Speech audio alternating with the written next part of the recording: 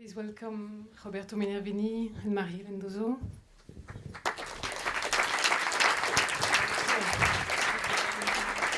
Roberto, you're Italian, but you live in Texas since 12 years. Yeah. This was your third film, Stop the Pounding Hearts, the third of five films. And Marie-Hélène, you're from here, and you're mostly known for being an editor for the Frères Dardenne. So my first question, of course, is how do you meet each other? When was it? You start. You know. Yeah. It was kind of a funny story.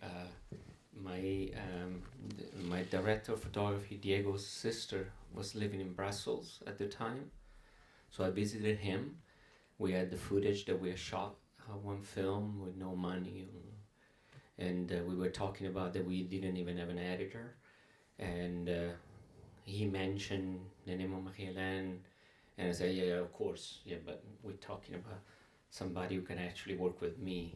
Right? And Diego's sister, who has no shame, told me that she was going to call her because the numbers were on Synergie. I still remember that. And I'd say, no, you cannot do that. You don't understand. No. I said, no. She said, yes, I'm going to call.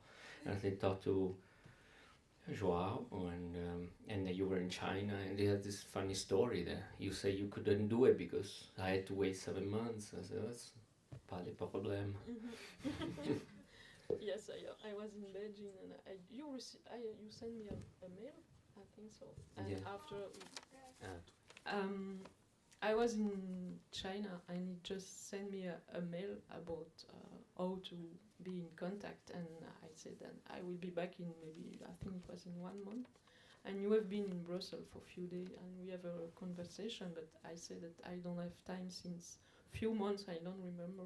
And you told me that I wait, and I said, this guy is waiting for so long. And then we start to work together. I think it was a very nice. The fact that there was very little money involved was what pushed us to, from the beginning, from the get-go, to work as a family, really. Mm-hmm. And family was involved since we'd known each other. We went through a lot. We lived through, lives and deaths and all that because we chose to edit at your place. Yeah. Mm-hmm. And we continue to do it that way. And it's by choice. No matter the budget, we like to take it as a family affair. Mm-hmm. And I think that's really part of the beauty of how we work. So I would like to approach maybe a first way of filming. So you don't have screenplay. You shoot hours and hours. You spend a lot of time with your subjects. For your last film, What You Gonna Do When the World Is on Fire, you had 180 hours of footage, and you gave all of the footage to Marie-Hélène, and she reduced it in 2 hours. How does it work, your collaboration? I mean.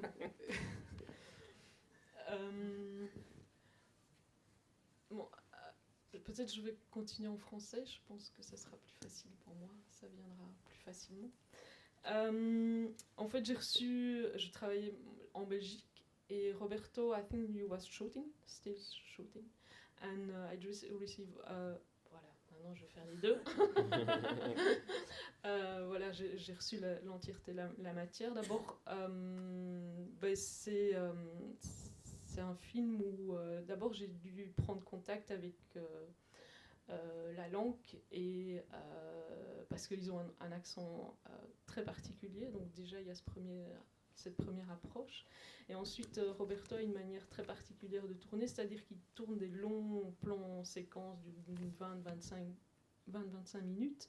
Et pour moi, la première étape, c'était vraiment de désosser ces plans, c'est-à-dire d'aller chercher les parties qui semblaient intéressantes et faire un premier choix comme ça pour chaque séquence. Je pense que j'ai travaillé 5-6 semaines à Bruxelles, et puis je suis partie à Houston et on a terminé le visionnage et l'assemblage le choix du reste de la matière. Donc ça, c'est une première étape. Et puis après, ben voilà, on commence toutes les discussions de structure et c'est à partir de ce moment-là que le travail entre nous deux se met vraiment en place. Yeah, it's true, since I don't write anything, but not only that, this is the first film where, apart from not writing, I decided I was not going to review any footage during the shoot, ever, just because this was really a non-film. It was really a process for me to engage differently through a camera with people I already knew, I already established relationship with the Carson's family for 4 years, and with the Trishelle family, or the boat riders, for 3 years. So I decided, since I really did not have a project, again, nothing written, I decided with my friend Diego and 3 people who were not trained in cinema and film, to embark on this journey and follow them and film them. And that was painful because I felt really insecure, and or better said, I was sure that I wasn't going anywhere with this approach. But at that point, I know I was as if I were stuck in the middle of the ocean. I couldn't go back because there was nothing safe. There was no land in sight, winning screenplay, or any certainties that exist in the filmmaking process. And so I decided to just go forward, try to stay afloat, which means I had to trust the process. And then with Marie-Hélène, we share ideas. That's how we start, think of a structure. I didn't even remember. She just told me that I thought that I knew what the ending would be, the scene with Sarah and her mother, that I knew that could be the ending point, but how to get there, I wasn't sure. And that's how, the long process of talking together and working began. Mm-hmm. Oui, le but, c'était vraiment la dernière scène, et c'était de mener nos 2 personnages jusque-là, avec l'éveil de cette relation amoureuse. Mais en fait, c'était pas vraiment de faire une romance, c'était vraiment d'amener ce contact, cette révélation qu'elle a à travers Colby, mais aussi tout ce que ça éveille et qui peut mettre en contradiction l'éducation qu'elle a, et qui va lui poser et qui va arriver à cette crise de foi, c'est-à-dire quand est-ce qu'on croit, quand on ne croit pas. Mais c'était parce qu'en fait, l'histoire qu'elle a menée avec Colby, ça a éveillé tous ces doutes-là, et c'était par rapport à l'éducation qu'elle recevait chez elle.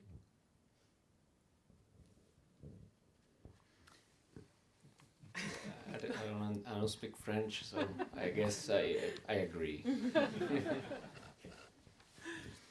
So you're mainly attracted by the land where you live, so in Texas, and for your last film it was in Louisiana. Why are you so attracted by the South? So I read in different interview you had that you like the stories of the South and the unknown.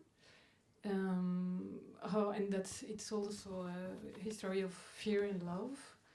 Could you let us know more about that? And maybe after, to you, Marie-Hélène, how do you enter in this world of the South of the United States with the footage? Yeah. I mean, yeah, the South is complicated, especially Texas, which is kind of a country on its own. You mentioned, love and other things. Obviously, as a man in the South, this love-hate relationship, there's many elements that are part of that relationship. One is the concept of masculinity, being a man among men. That is a real trigger for me in Texas, because I reject and long for at the same time for the idea of the macho. It's everything I try not to be, but at the same time, subconsciously, or maybe not so subconsciously, maybe even consciously, something I would like to be, like perhaps a strong, scary man who can take the bull by the horn. And so for me, there is that constant, relationship with Texas that with which I struggle for a long time, and But apart from that, even Texas, you know, I live in Houston, which is the city of oil and gas.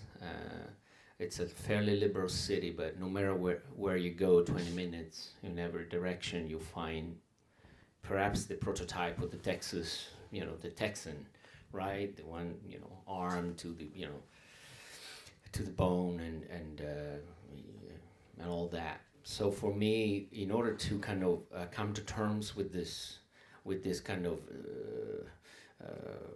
you know, this dissonant relationship that I have with Texas, I thought that perhaps I needed to go and explore and, you know, experience firsthand what it was about Texas that triggered me. Religion is another aspect, being atheist. And again, masculinity. I got involved with the Baradian scene. I was sponsoring Colby.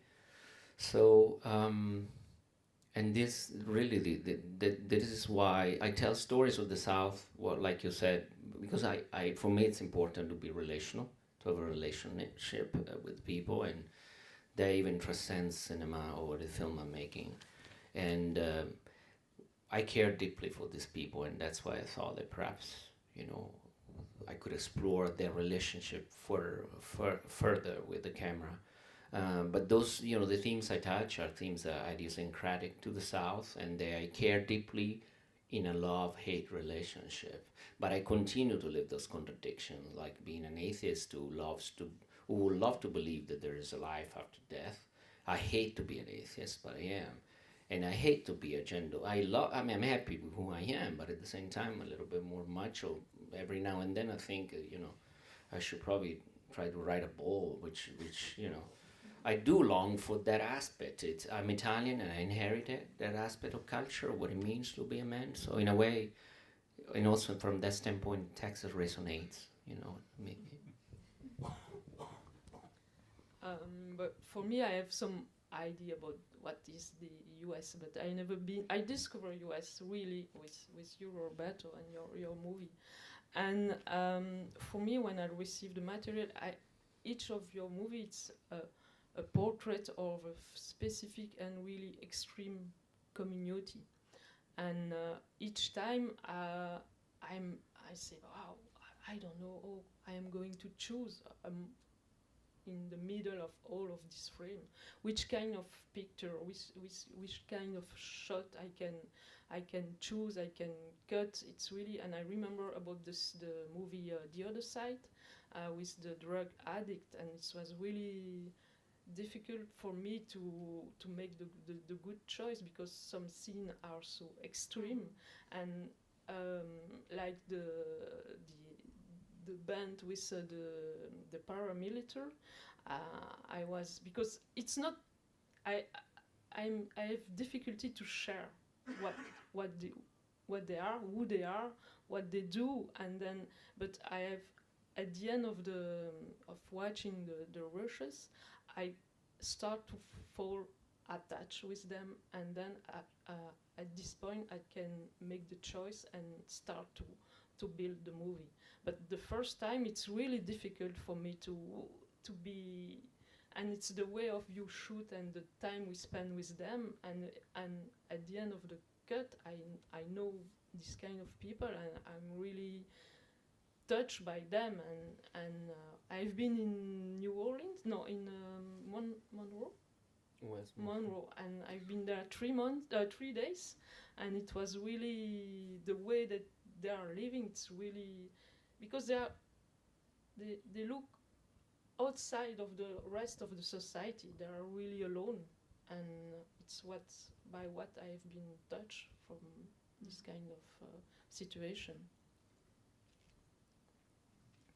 Actually, bien sûr, mais on vous amène le micro. Je ne crois pas que c'est nécessaire.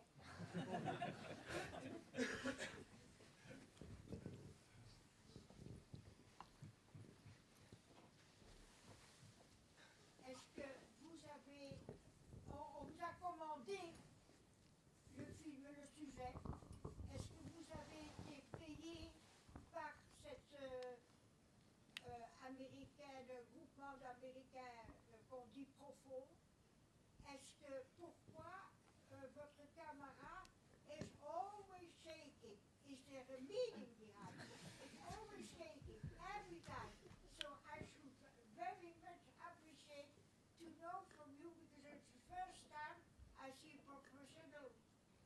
réalisateur, movie camera. Mhm. Well, no, it's a good point, because it really is a sharp point, because if I watch my films from the first one to the last to the fifth one, and we were talking about it with Marie-Hélène, the shakiness of the camera, this almost violent movements, they progressively diminished. They were very much harder than these in the first film. And Marie-Hélène, every time she cut, she would look at me, again you move. So I think there was the main reason was a neurosis, really. So a concern about wanting, sometimes they say I'm a filmmaker of the real, no matter a documentary or not. So there was kind of this anxiety of wanting to capture everything with a very little background in film, really. I don't come from any school. I don't think I was neither referential nor differential to any filmmaker. So I did whatever I felt like doing. And the first film is 1,000 times shakier than this. I try to capture everything I see, everything I hear. And then that also denotes, first of all, the way I liked it, but also that that's what I thought film would be. I needed to have a lot of coverage, was to capture everything. I will move like this, like crazy. And this is okay, actually. I slow down a little bit. If you watch the fifth film, we talk with Marie-Hélène, like, this time we go with no movement, but also it's because I learned, or I teaching myself, that it's okay to stay and film, even if something else happens outside of the camera. I don't need to go capture it. I can actually stay with nothingness, with nothing happening, with the silences. And I learned not to move the camera. We have a rule that we don't move, never move before a minute has passed, at least. So that is a rule, no matter what happens next to us. So that obviously the reason that I haven't said that we carry the camera on our shoulder.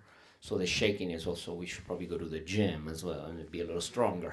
But the movement, because you said shakiness and that you made this movement with the hands. So the shakiness is also because I should be more macho maybe, and so I could hold the camera better. But the movements they have something to do with me really wanting to capture everything and not worrying about the rest. Now I have more of a feeling for even the process. It doesn't even matter if I don't capture everything.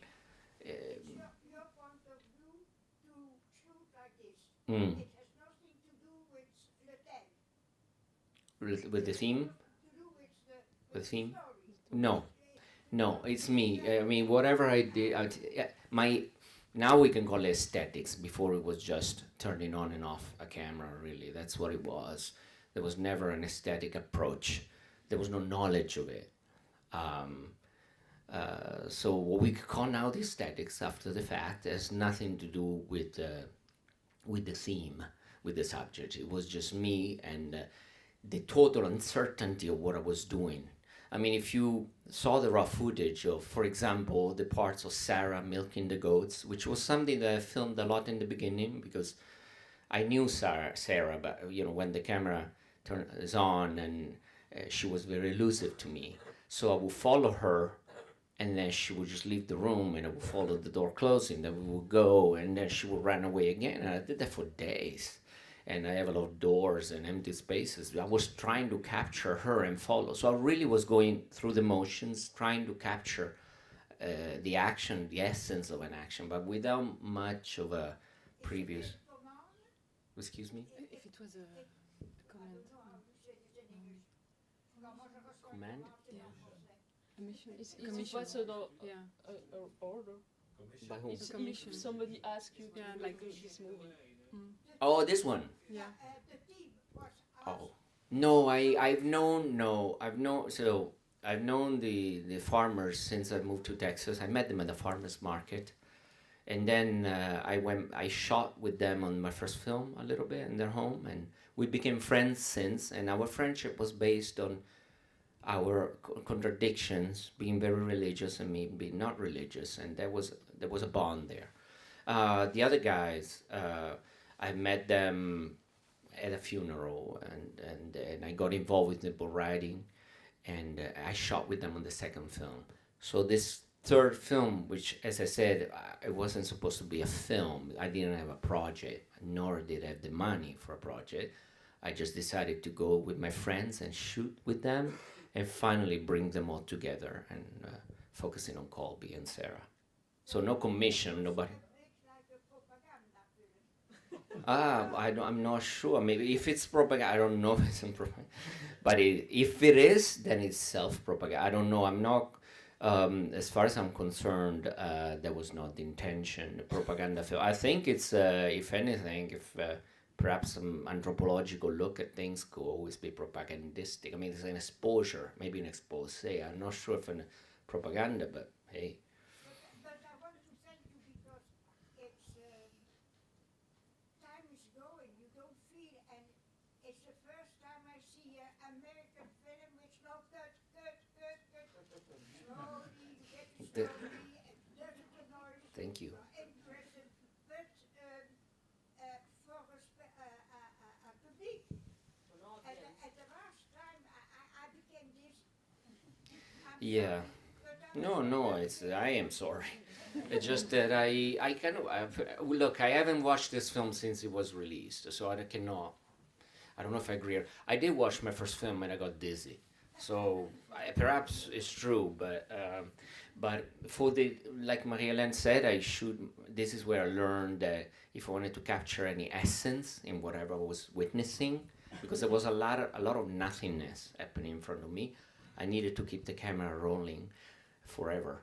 And that was actually, at that time with the Red Epic, the card allowed me for 28 minutes each time. Something I learned on film, I learned how to waste film. Like every time a film roll was a take. And I liked the idea that that was not what a filmmaker is supposed to do. So I did it. Many months did you shoot? How many minutes? I think it's Months. months. I did. So this is what I usually do. I always shoot in summertime. So that's usually 3 months. And prior to summertime, I shoot whenever is available. So I would say perhaps this is 5 months total. The way the people played, I don't know if they are professional, but they're wonderful. They're professional go farmers and professional bull riders. No, no. They are. I mean, they are friends who, and together we filmed. Marie-Hélène, I think the way we work is maybe you wanna, but there is something about us focusing only on making a film, and especially I would say credit to Marie-Hélène in being able to really capture something, to add the filmic aspect to the footage. Really, Here you giving a compliment to the editor. I am giving a compliment to the edit because it's not just a compliment. It's just that without Marie-Hélène, there's none of these films. It's the truth. It's not just a compliment. It's just that there is a incredible sensitivity and ability to read, kind of to see a film into the footage. And I dump in a lot of footage onto Marie-Hélène with some feelings, and obviously it takes an incredible talent, okay, I know, but incredible care and sensitivity to really be able to see a film. I just help out in that process, right? Yeah. But yes, but for me, I really like when there is a lot of material, and I spend maybe 4 or 5 weeks just to watch, and it's a way to be in contact with the people, really, and to know them and to really feel who they are, what they want, and yes, I like to follow this kind of people and specific character and just learn with them, because I learn with them too and spend time with them. And it is exactly what Roberto does.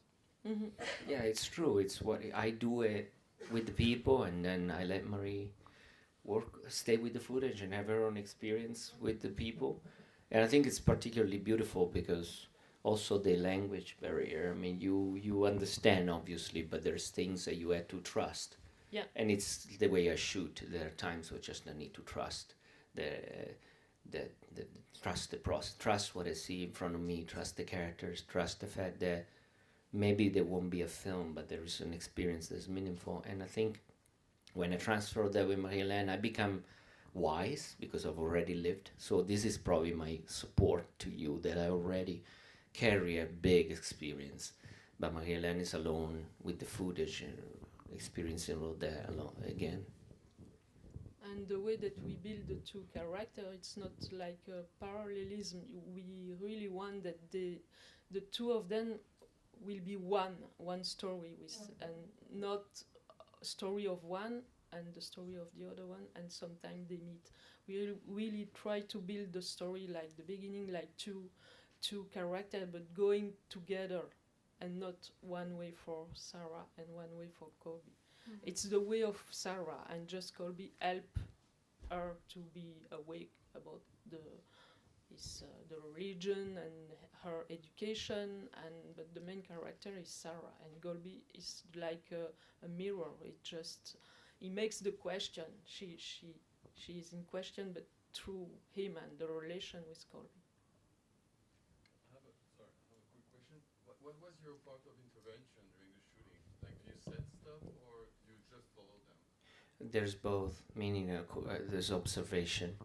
There is also with them. There's it's something I continue to do though, since it's part of getting to know each other. Usually here we always have breakfast together, and we spend time talking about ourselves. And there are things that need to be planned, and so there is no directing per se, but there are things that in a way I know they will happen before they do. So there is a control. The last scene of Sarah's story, of the film, the second to last, the big scene with the mother, I knew that the girls of the family, there are 12 siblings, 8 of which are girls. The girls usually talk to the mother, use the mother as a mentor whenever they had something, big to disclose. And so I knew that. And wherever you see, it's never been filmed once. So there's been sisters who did that. And when Sarah finally told me that she was ready to do that, so we had to plan for that. So there is planning for situations, and then So that's how I operate. And did she sometimes ask you to stop the camera? Well, yeah, we can bring a microphone up there while I'm answering a quick question. Yeah, there was this sometime asked me to stop the camera. No, it has never happened. As I stopped the camera myself, yes, I have. The example is that last scene. There is at some point I decided to stop. I speak an I statement because in that scene I'm the only one in the room with a boom mic next to the wall, and me sitting down with the camera. And I shot that for 27 minutes. The first 9.5 minutes were silence, and once the catharsis happened, I stopped filming. And as a matter of fact, we actually stopped the whole shoot. So, but I'd never been asked. But when we talk about things, there was a killing of a goat, and there was a big discussion about all of us, about the opportunity to film it or not, and that's the moment where we decide whether it's, it's doable, ethical.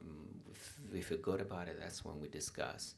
But I don't surprise anybody with a camera, therefore I don't have to shut it down. So you spent 4 years with them, and then you shoot like 4 or 5 months. The question if I spent 4 years with them, I've known them for 4 years. I still hang out with them. I'm still part of the life. Life has evolved so much for all of us. Maybe later I can tell you there's a lot of interesting stuff that has happened. But we can tell you now. But there was a question, so maybe I'm going to answer the question and then... No? No, Sarah ended up running away from home. I remember Tim, with whom I have a strong relationship. Tim is the father. I still see him for coffee. And then one day he texted me and he said, do you want to know the ending to the film? And Sarah, one day, at night, after meeting a man on whatever chat line, I don't remember now, she runs away and goes to Missouri to live with this young man. And now, for 2 years, that was the only contact between Sarah and the parents, because Sarah would talk to me, and I would talk to the parents. and now Sarah's a mother. She lives in Missouri, and now they are relational. But the other thing is that after the film, Leanne, the mother, decided to go back to school. And she got a college degree in creative writing. Then she got a master's degree in creative writing. Now she's a PhD student in creative writing, an associate professor at University of Houston. And her student is Tim since September. He's studying, he's trying to pursue a BA, a college degree in creative writing. So this has been, needless to say, a transformative experience for all of us. I continue to be an atheist, but maybe I'm a little less scared of death, because sometimes I used to call them. And I used to say, Tim, can you just tell me, and Tim would tell me, it's your problem. It's a man of a few words. But anyway, so that there is a tail end to that. There's just to say that film is just a testament to our relationship, of a moment of our relationship, but there is truly no beginning and no end to this story, that kind of this river, that is this river that flows underneath this little chunk of life that is the film. Yeah, you said you shot hours and hours of film, like 150 hours. Can we go to this question? Yeah. Okay, so I had two questions. The first one was, I was wondering when the focus on Sarah and Colby happened. Was it during the first days of shooting in the process of you being very close to them and then shooting in the summertime, or was it not until the beginning of the editing that you saw that maybe there was a story to tell between Sarah and Colby? And my second question is about technology, because you seem to say that they are connected somehow and they have cell phones, which is not in the film. So I was wondering, what was their relationship to filmmaking and to the whole process of having a camera, having someone film them, have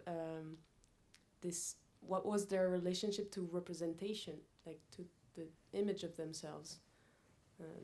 That's So the first question, no, I started the project with something completely different in mind. I was thinking of the masculine.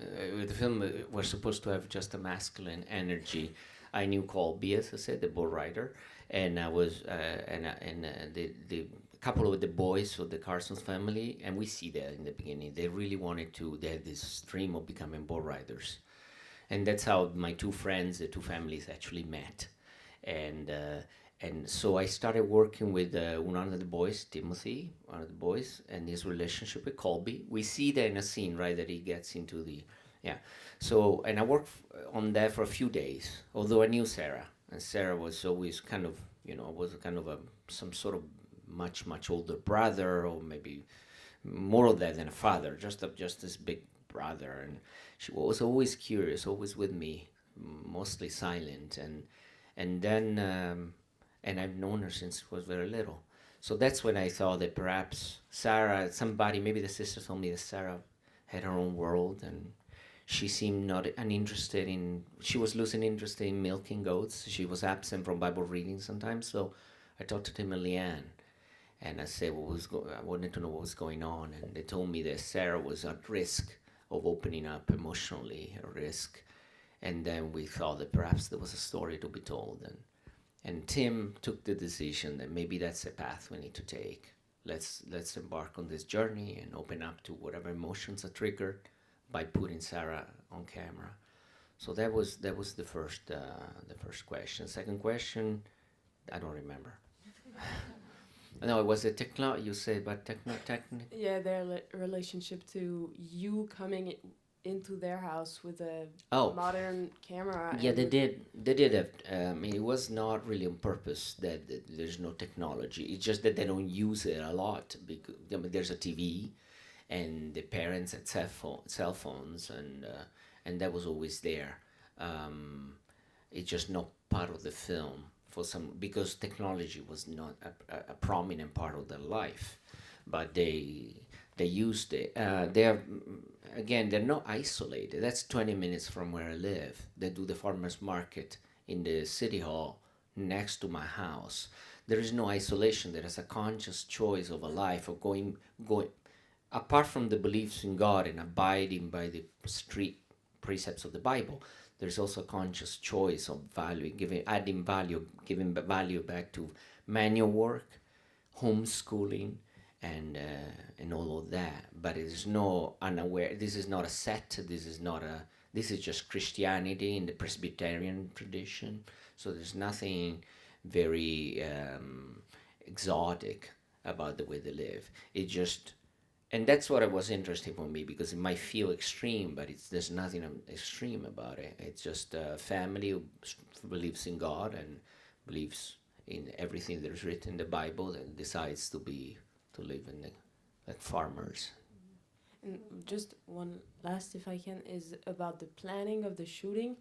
How, like, from day to day, you said you would plan some of the scenes, but what about the rest of the time? You just had breakfast with them and then shot it, whatever there was to shot on the D-Day, and yeah, and planning of the scene is more than planning. It's not just a long-term planning. Is if I knew that something was going to happen later in the day or perhaps the day after, I would get ready for that. The day always started, as I say, I really didn't know how to approach a project like this. So I spent more time not filming than filming, and this breakfast could become, hours and hours and hours of being together, playing with the kids. And what I like about it is that it's not just me. It's 4 to 6 people together. Each of us had our own specific relationship with people, and we go off and playing and doing talking and all of that. So everything,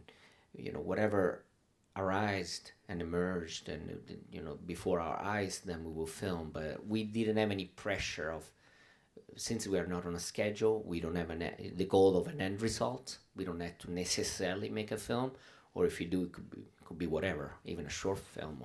So we didn't have anything, no pressure whatsoever. But that is something that I still cherish.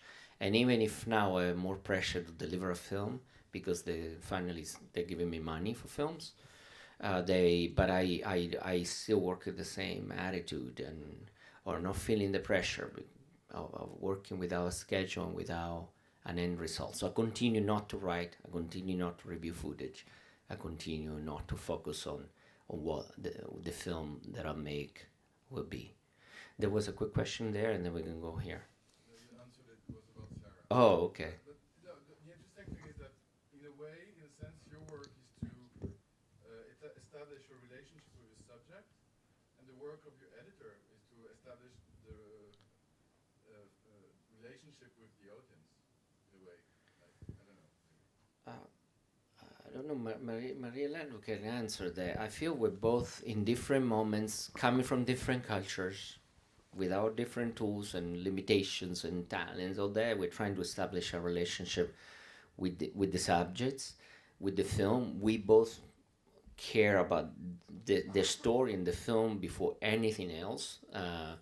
None of us, and that's again, you'll answer your part, but none of us ever focus about the end result and the possibility. Even audience-wise, we think about this dialectics with the audience, but if we think about the response, we don't care about that. We never talk in terms of what the response would be. We really had to be at service of the stories that we try to tell. Both of us are very determined and staying very, very focused. Yes, but I think that the editor is the first viewer, and but I think he gives the end between the protagonist, the director, and the audience. But I think the choice is about it's a question of sensibility, and I think that we work together since 5 movies, and at the beginning we have a kind of not the same sensibility, but we were aware about the same thing, about the people, about the quality of the people, and for me, with that, it's the first choice is about that. It's if I am touched, if I have some emotion, if I have some interest in regard of the footage, and after it's the story, because like in fiction, but in documentary, it's a question of a story too, and it's why it's the choice. It's about to build a story. I have two short questions. The first is, with all your emphasis on spontaneity and not having written a screenplay, still in the credits there's mention of your name. Why is that? Maybe it's a formality? I don't know.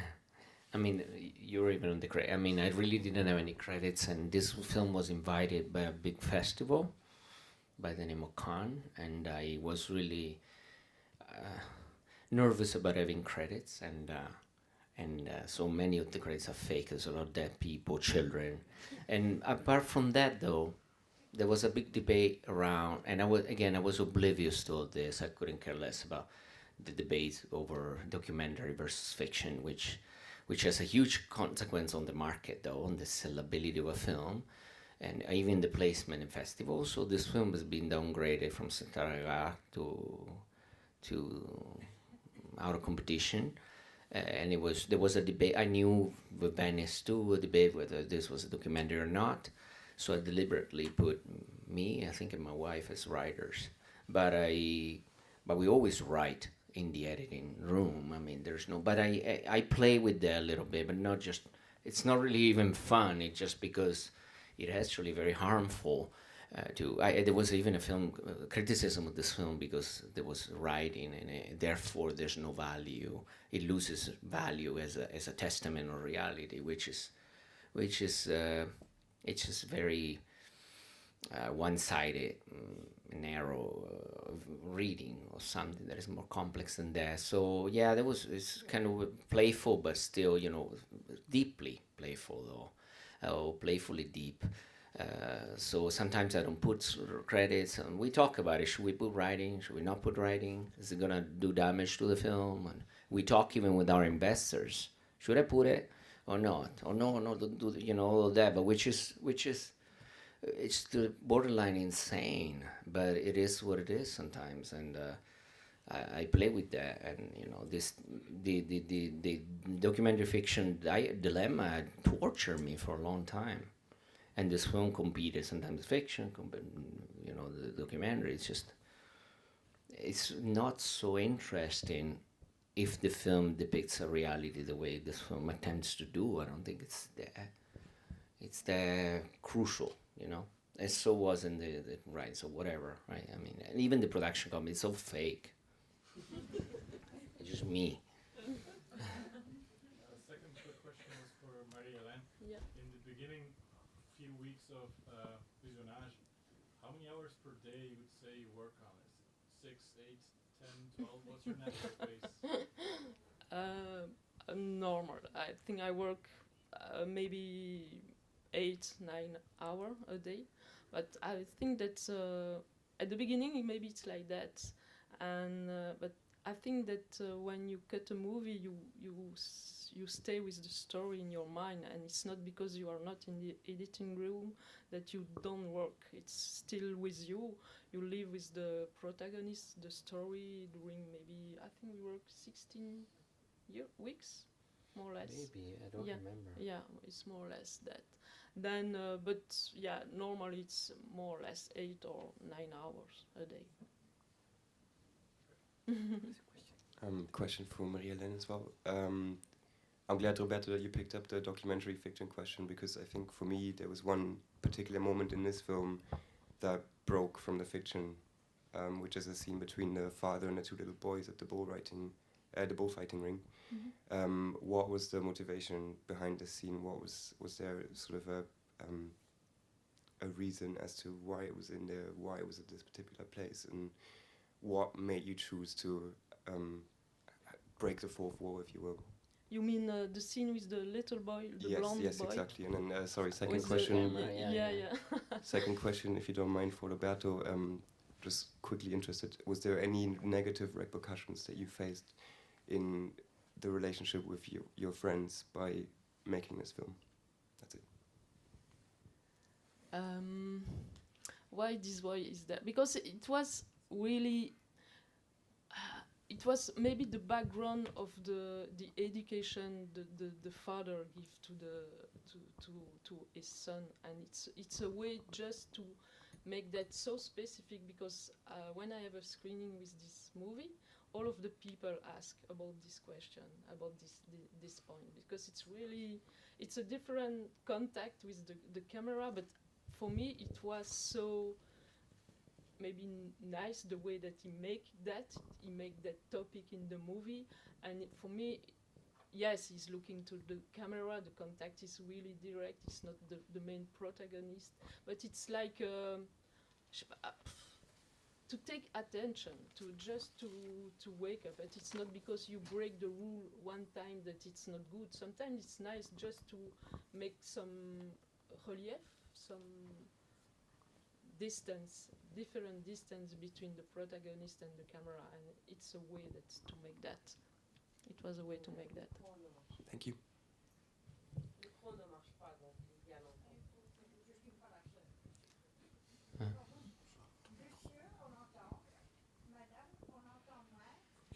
Mais je crois que c'est le micro. Je sais pas, c'est le micro. Ah. Aha. I am not used to. You had, my friends, you mean my circles?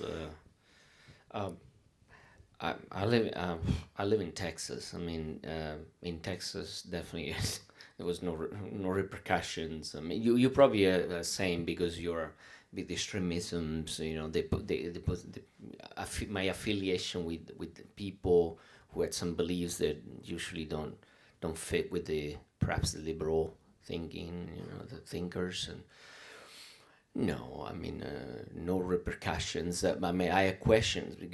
Especially if you watch The Other Side, there are recurrent questions about how I can actually stay open, compassionate, in agreement, and have a relationship based on love with people with whom I could disagree fundamentally. I get that question, but the answer is always, you know, there's a human element that makes me connect with people. And I also, when I react with rejection, it could be hate, could be anger. Usually it's because I have the issue, it is me who has an issue with something. In this case, religion. Religion, of course I rejected them first because I'm an atheist and I come from a position of power, intellectually speaking, right? One up. And so that was enough reason for me to engage and explore the relationship further. So no consequences, but again, I live in Texas. Like, I don't live in London, Paris, or Rome. So I don't know. Maybe it would have been different, you know, but I don't know. I never thought of it that way. I don't know why. Maybe people won't tell me. But there's an and then I have to tell you. I have to take this time just to say something about another film, though, The Other Side in Cannes. I have a screening in Certain Regard.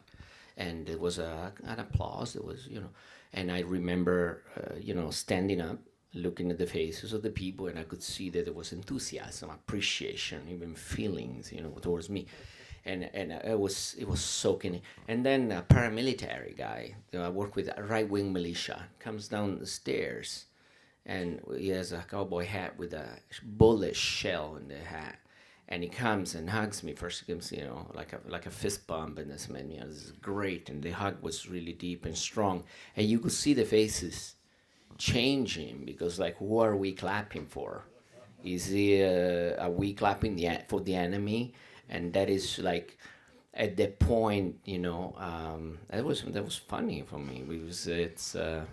You know, the fact that I could associate with these people, that I have an experience with these people, might, you know, identify me with the enemy, and that is a very fallacious, very limited, narrow point. So yeah, that is just an answer. I can give an example where you risk probably you risk losing friends or fans or yeah.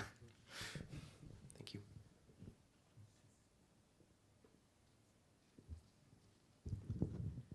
How did Sarah and the family react to the film? They were very touched. They thought that they were represented very well. But this is something that we talk about. I mean, we are all aware of what we shoot and during the film and throughout the whole process. And not only that, since I had a newborn baby in my house. I didn't travel much for festivals. They traveled and represented the film around the world on my behalf. So they felt it was theirs. They felt, and they had to take a lot of criticism because they stepped into the intellectual realm, in the liberal elite realm, and then they had to be heard, to be called like worse than Muslims, which is already not such an intellectual liberal thing. But they heard that in San Francisco. You're worse than Muslims. Like, well, how about you? They say. So they had to take a lot of, criticism, and they stood up, not only on behalf of the film, but on behalf of themselves. When you were, sorry, I'm just because you said there were a lot of discussions while making the film. Were they projecting somehow the film, like they? No, but there were issues about whether they were represented, the way they actually are. There were situations like even a sick goat that needed to be shot. That is a big issue in the world. I mean, to shoot some, to show something like that, the execution of a goat. And Tim really wanted it to be filmed. It's part of their life. And Leanne, the mother, really didn't want to because she feared the backlash, especially as loving people and sons of children of God. That she felt the backlash, and we ended up filming it. But then discussion continued. We ended up not putting it in the film because then Leanne's reaction to it was too strong for us to just include it. So yeah, these are the ongoing discussions. It's not just after the fact what the movie is, right? It's during the process, and it's part of knowing each other very well. That's how I gauge what's good or not good. I have a lot of potentially controversial footage every time we make a film, but it's part of its sensitivity, its knowledge of the people, and it's a little bit of ethics really that we use. So it's our judgment to respect the people who open their lives to us. They show the film was seen by them when it was finished and before the public, or did you show the film, le montage, before it went to the public? We showed it before it went to the public, yes. They saw it before it They saw it before it went to the public. Were they paid? What they thought? The people, Were they Sarah and so?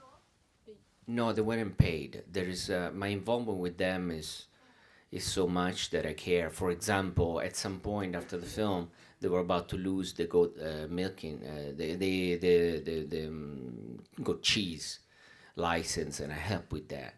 But that is because of our bond. But it's not in a salary base. It's just I believe if we have an involvement, since I'm profiting, maybe not monetarily, but we all I want to give back. But that's up to me. Nothing has been ever asked to me, but it's up to me to. Well, thank you. You too, because not many people just want to ask questions without the microphone all the time. That's very nice. And you still like me despite the shakiness. That's really good. Okay. There were more questions. Brain, because we have some close-up shots of where the camera is trying to peer into that girl's brain, and I didn't know that the editor was the Darden editor, but when you see this shot, you are reminded, the way the Darden film, and so that's my question. I don't know. I mean, I think the Darden don't really play a role in this, in the sense that I use one lens, which is a 32 millimeter, which means pretty much what you see is what the distance between me and the subject is. And it's since the beginning, it's my wanting to really get, and I think I learned in the film before with a boy who was mostly quiet. So in a way to capture any sort of essence, if there's any emotion, came out of him, and I would do it one very close for a long, long time, any twitching of an eye. And Sarah, of course, I noticed from that distance, even the way the twitching, this little half smile that sometimes, she uses, and that's how I learned that that's how close I wanted to be. And I talked about it with them. I really wanted to be close, and you tell me where to stop. But miraculously, nobody has told me to take a step back until now.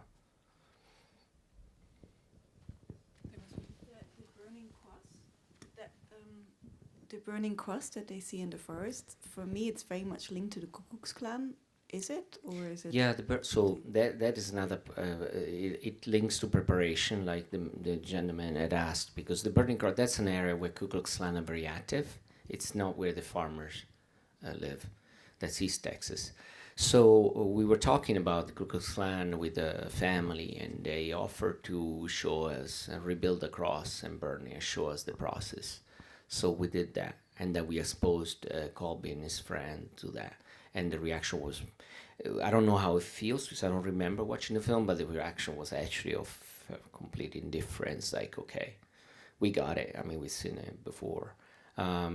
East Texas and some parts of Louisiana, the Ku Klux Klan are still active. And also, without getting into, but there's someone in the family, not in the family, in the part of the bull riding whose father is a KKK. He's a policeman with Nazi paraphernalia and KKK, whom I know. But he's not on the film, the KKK guy. Hi, thanks so much for such a beautiful film. I was wondering if you know, or if you ever talked about why they wanted to be filmed, whether there was a particular desire or whether they thought the process would bring something to their lives in particular.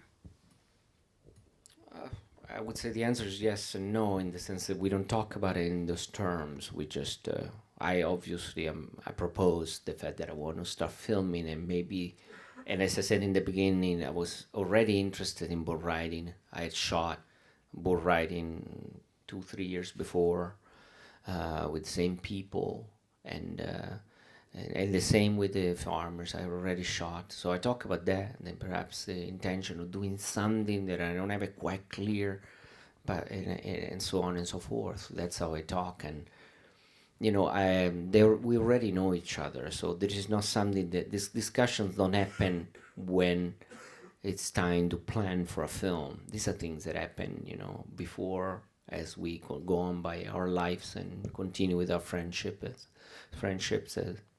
and have ideas and months and months and months before, and then we start filming. So in a way, yes, the reasons why, it's just friendship, really, and wanting to tell stories together. I mean, I think there's as much as storytellers as we are. It's really, they have an incredible self-awareness of the fact that their story means something. They're not unaware. They know that their story, they believe that it should be told. And so, yeah, so that's a reason, because they're storytellers, like, as well. Ce n'est pas vraiment une question, Marie-Hélène. Je voulais dire que c'est la première fois que j'entends une monteuse dire qu'elle aime bien quand il y a 100 heures, 150 heures de matériel. Normalement, on se plaint, quelquefois ils ont raison aussi, ou elles ont raison aussi, du fait qu'avec la vidéo, on filme, et le monteur il se retrouve avec des tas de rien, de tout, voilà. Et donc je voulais te demander, peut-être, oui, souligner encore cette chose d'aimer qu'il y ait tellement de matière, probablement parce que tu fais plus connaissance, un peu comme tu as dit, et s'il y a une différence quand tu te retrouves avec des montages qui sont, eux, avec très peu de matière. Voilà, j'espère ne pas sortir des sentiers ici dont on parle.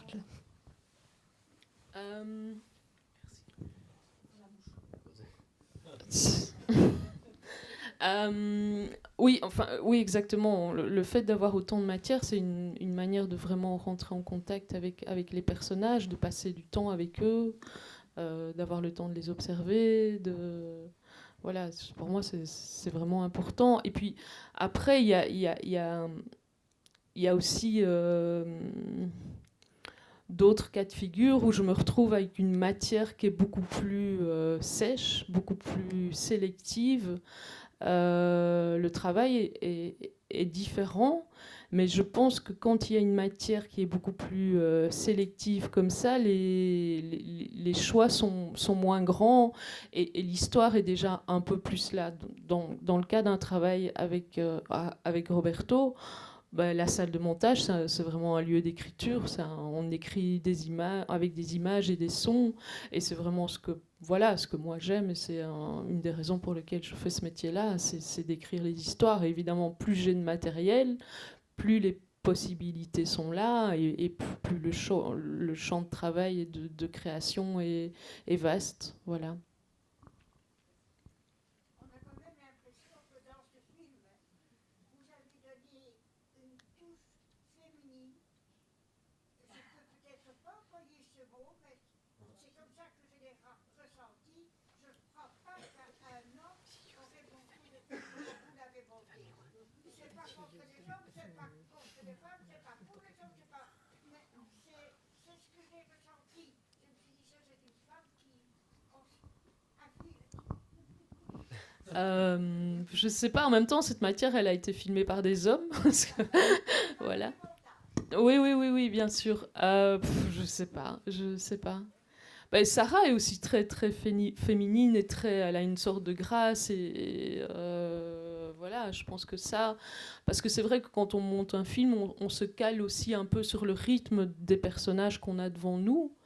Et c'est vrai que les transitions entre les deux univers, l'univers de Sarah et Colby, je pense qu'on a toujours fait attention à ce que ça ne soit pas trop frontal et qu'il y ait toujours, s'il y a une unité de séquence, avant de passer à l'autre personnage, il y a toujours des plans un peu plus contemplatifs, un peu plus distants, qui nous permettent justement de passer en douceur d'un univers à l'autre. Et je sais pas si c'est féminin, je sais pas, mais voilà, je pense qu'à ça on a fait fort attention.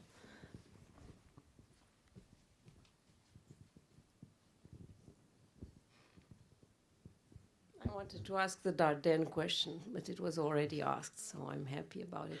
At two moments in the film, you have period costumes being used, and especially the last shot, which is almost a tableau shot. So how about those moments?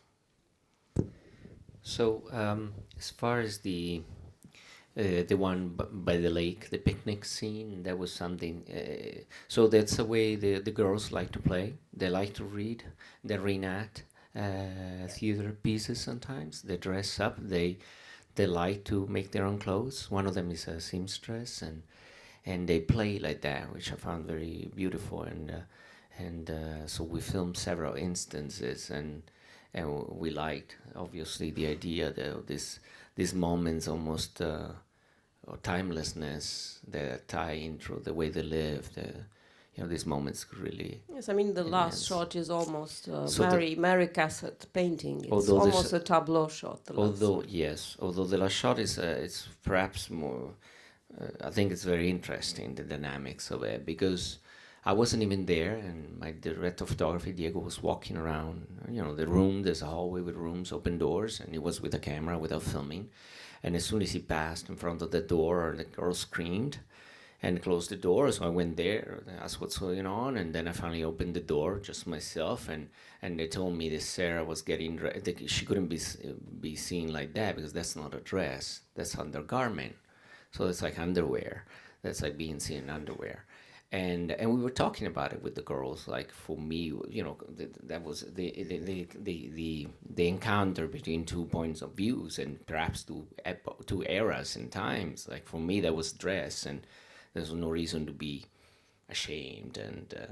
And then we talked about it a lot. And finally, Sarah, the girls there, Sarah, to walk around like that, and their hands, the little smiles of Sarah when we walked. And so we walked around for a while, until she stops there, and she looks everywhere, and there's this moments where she looks out. So and there is still a bit of mise en scène there.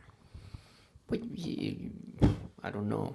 Yes, I mean everywhere there is, and there is, and I mean there is. We walk, we talk. That's how we generate things.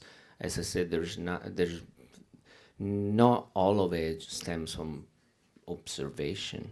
That's the beauty, and that's why I struggle with the idea of fiction documentary. It's just everything stems from our relationships. This is the reality that is directly influenced by us relating to them, and everything like something like that emerged because we interacted with them. Yeah. So Anyway, absolutely. thank you. It's pure Yeah. beauty, that Yeah. last shot. Thanks.